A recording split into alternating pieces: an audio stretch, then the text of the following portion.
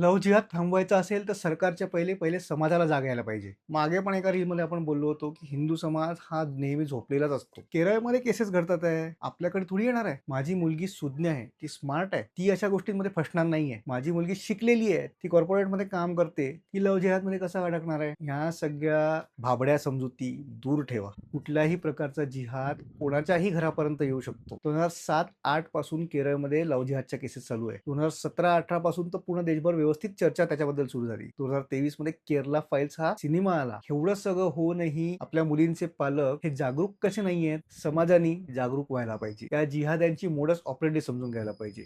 आणि तरच आपण त्यांना डिफीट करू शकतो. सगळ्यात पहिली गोष्ट याची सुरुवात होते आपल्या धर्माची टिंगल करण्यापासून. आपल्या मुलांना अशा काही गोष्टी सांगितल्या जातात, की त्याचे उत्तर ते देऊच शकत नाही. त्यांना विचारलं जातं, की असं कसं होऊ शकतं, की पार्वतीला मुलगा झाला आणि शिवाला माहितीच नाही. त्यांना विचारलं जातं, की रामाने त्या आपल्या बायकोला अग्निपरीक्षा द्यायला लावली. त्यांना असे काही श्लोक सांगितले जातात, की जे महिला विरोधी आणि शूद्र विरोधी आहेत. अशा अनेक गोष्टी सांगून आपल्या धर्माची टिंगल केली जाते. प्रॉब्लेम इथे येतो, की आपल्या मुलांना काय आपल्यालाच माहिती नसतं, की याचं काउंटर कसं करावं. कारण आपल्याला स्वतःलाच आपल्या धर्माबद्दल एवढा मोठा न्यूनगंड असतो. आपल्याकडे असलेली जाती परंपरा, आपल्याकडे असलेल्या अस्पृश्यता, मनुस्मृती अशा अनेक गोष्टींचे गैरसमज आपल्या मनात असतात. त्या न्यूनगंडामुळे जेव्हा आपल्या धर्माबद्दल कोणी टिंगल करतं, तेव्हा आपण बॅकफूटवर जातो. इथे सगळ्यात पहिली चूक होते. पालकांनी हे समजून घ्यायला पाहिजे आणि हे आपल्या मुलांना पण समजून सांगायला पाहिजे, की धर्म समजून घ्यायला पाहिजे. आपल्या धर्माबद्दलचा अभ्यास केलाच पाहिजे आणि त्याचबरोबर त्यांच्या धर्माचा पण अभ्यास केला पाहिजे. त्यांच्या धर्मात काय सांगितलेलं आहे हे खूप महत्वाचं आहे. त्यांच्या मनामध्ये संभ्रम कुठेच नाहीये.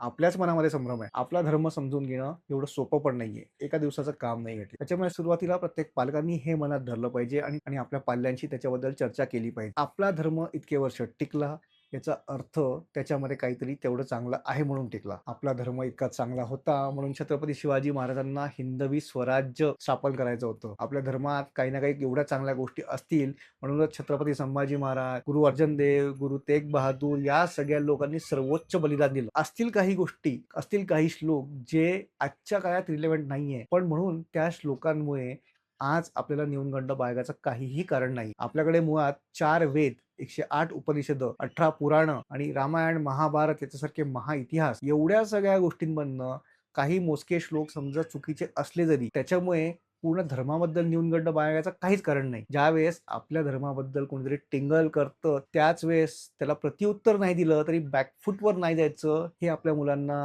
नीट समजावून सांगितलं पाहिजे. आपला धर्म हा डायनामिक आहे. आपल्या धर्मात समजा कुठल्या वाईट प्रथा असतील तर त्या सोडून द्यायची आपल्या धर्माला सवय आहे. परिवारामध्ये संवाद निर्माण झाला पाहिजे. तो संवाद आपल्या परिवारामध्ये नाहीये. त्याच्याबद्दल आपण पुढच्या भागात बघू. तोपर्यंत स्टे ट्यून्ड.